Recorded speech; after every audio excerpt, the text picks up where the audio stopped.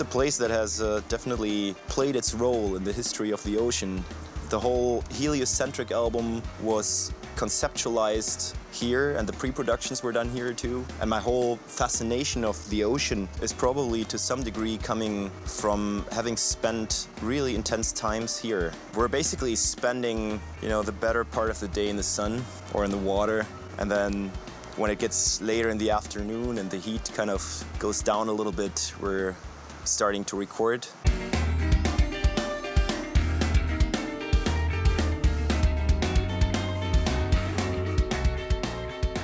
We've built this little recording booth, basically just out of mattresses and pillows and random pieces of furniture we found in the house. It's a bit improvised. It doesn't look very good, but it works, I just woke up fucking day. I did not plug in my ass when says to see what's right there in front of me.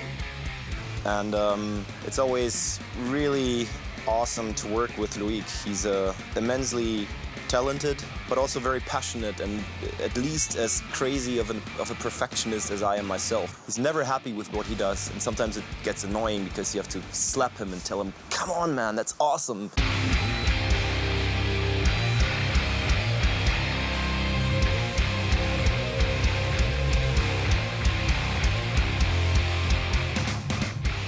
In the fall of 2010, we joined the Dillinger Escape Plan on their headlining tour for Option Paralysis. We were all really, really happy to get a slot on this tour. I mean, we all like this band. I had seen them before the tour like about 10 times, I guess, or 15 times. That was a band that has really evolved from the original sound and still stayed true to it somehow. That was kind of a big influence, or brought me to that kind of extreme side of how metal can be played. For me, it was my first real big tour, and those guys are crazy, honestly. They're insane. They risk their fucking lives on stage. And I think especially for Loic, that was really inspiring.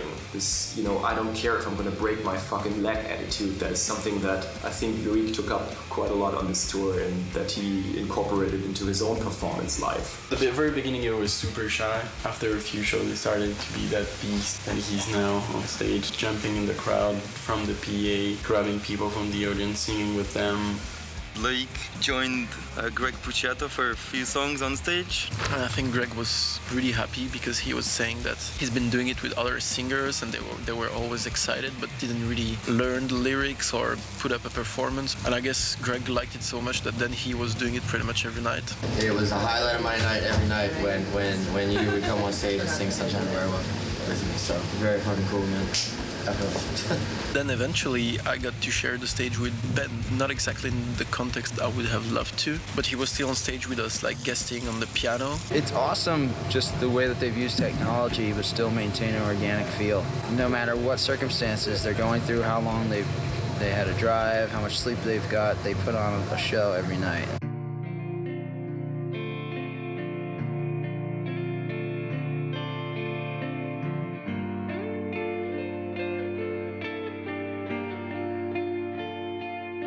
October 20th, 2010 was one of the darkest days in the history of this band. We were in the middle of the Dillinger Escape Plan tour and driving from Bilbao in Spain to Madrid. We got pulled over by some fake cops and we were stupid enough to trust them. They asked for our car papers and driver's licenses and stuff, so we showed them all the documents, and then they asked if we had any money on us. We told them, well, yeah, we're a touring band, we have some merch cash on us. And as soon as the guy saw the wallet, he just reached through the open window of our van, grabbed the wallet, ripped it out of my hands, jumped into the car, and off they were. They got away with 6,500 euro. And since the fees on that tour were completely shit, that was really devastating for us. That really screwed us big time. We were living off merch money. People thought at first that we were stupid because why would you carry so much cash with you? But that's because people don't know that on tour you don't get the chance to, you can't wire money like this from a country to another, especially when you're spending 10 hours a day in your van trying to be on time at the venue and stuff. What can you do?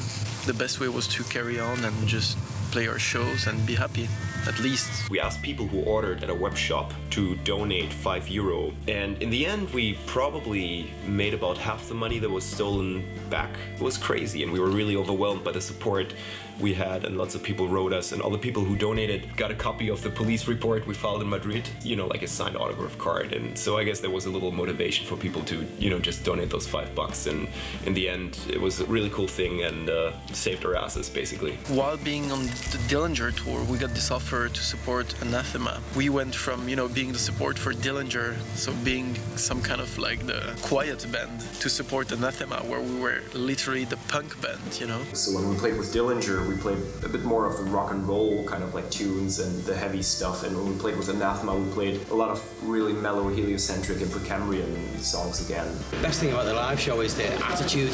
Even if they've only arrived at the venue an hour before and they've just set up, and by the time they go on, they really go for it and they're really tight.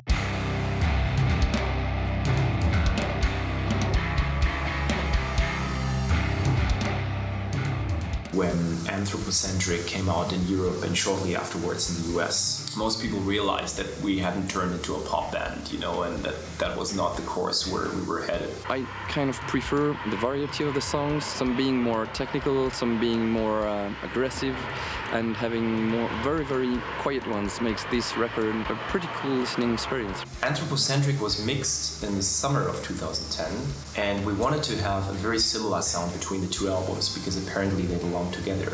That's why we approached them pretty much from the same angle, the only difference being the approach to guitar sound. But apart from that, we pretty much stuck to the routine we had already established with heliocentric. And there's a certain red thread that goes through all of our albums, the certain way of how to use harmonies to create a certain atmosphere and how to work with percussive elements and drum beats as well to support that.